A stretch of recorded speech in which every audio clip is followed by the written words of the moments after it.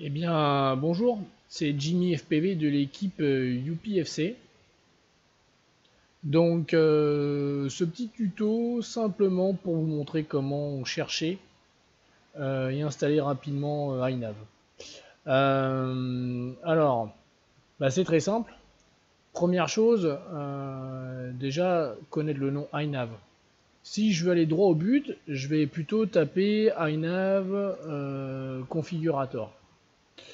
Donc là, je vais changer, je vais faire une recherche Google et je vais tomber, voilà, iNav configurator sur cette recherche. Je vais cliquer et on va aller directement dans les versions. Voilà, et je vais télécharger par rapport à mon système. Sinon, imaginons que vous êtes un débutant et vous avez juste entendu parler de iNav.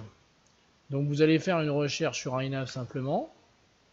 Et du coup, première recherche de Google, le wiki, et puis le logiciel en lui-même, l'ancien plugin de Google Chrome, à éviter.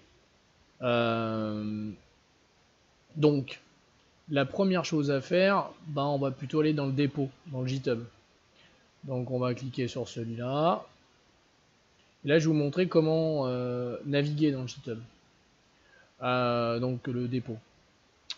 Alors, là c'est le menu principal, et là c'est un sous-menu. Donc là en fait, dans le menu principal iNavFlight, on a des sous-rubriques. Ce qui va nous intéresser nous, c'est vraiment iNav configurator. Vous voyez là je le recherche, je l'ai trouvé ici.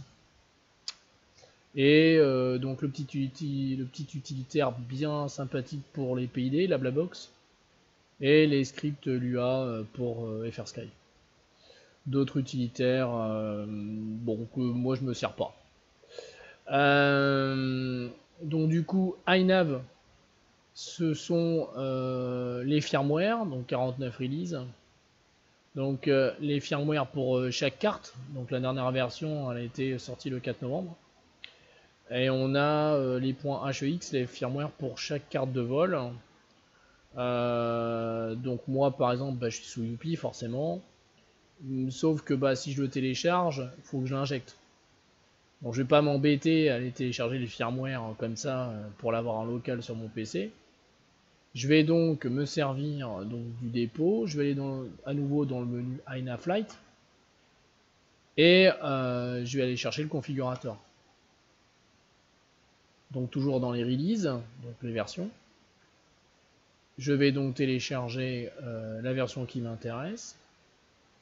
Ensuite je vais le dézipper et je vais l'avoir. Donc j'ai mis un raccourci sur mon bureau. J'ouvre iNav.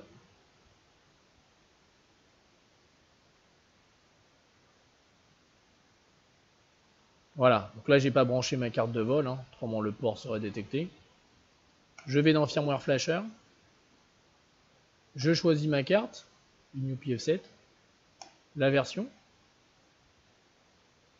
Et ensuite, je la télécharge.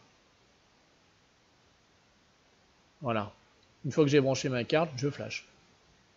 Et c'est terminé. J'espère que cette vidéo vous l'aurez trouvé utile. Quant à moi, je vous souhaite une bonne journée. Salut les amis.